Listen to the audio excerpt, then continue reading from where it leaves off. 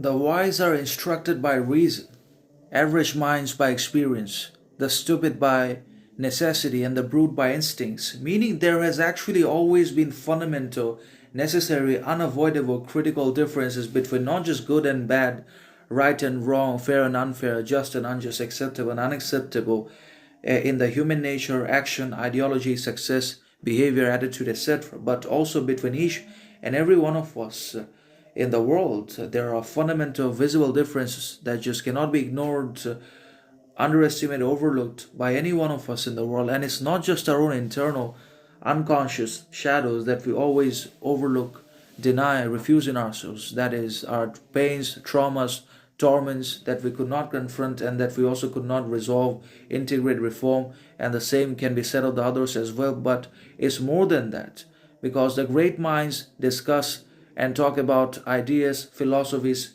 complex topics, etc.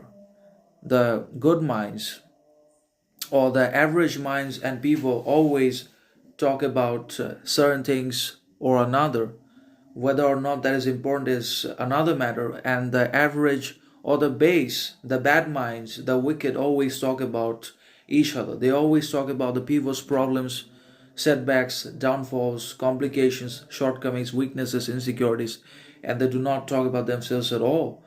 So, obviously, in that sense, also, the man of wisdom, intelligence, character, superiority, talent, authority, authenticity, and other virtues is always going to be led by reason, virtue, character, because only that life is virtuous, which is under the constant supervision, guidance, direction of reason and reason alone, and not any emotion, feeling, or impulse in the world that is going to fundamentally destroy us anyway.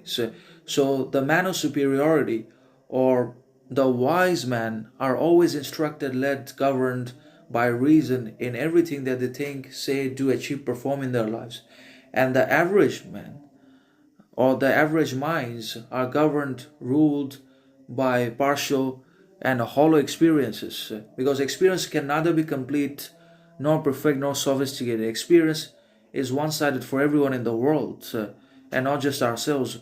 And the obviously stupid or bad people or minds are governed, led, controlled by necessity for possession, riches, fame, money, status, power in their lives, which ultimately enslaves them and makes them victims, and obviously entraps their powers and turns them into slaves anyways. And the brute, the most dangerous people or man, are controlled by powerful wild instincts, because they are neither reasonable nor educated nor intelligent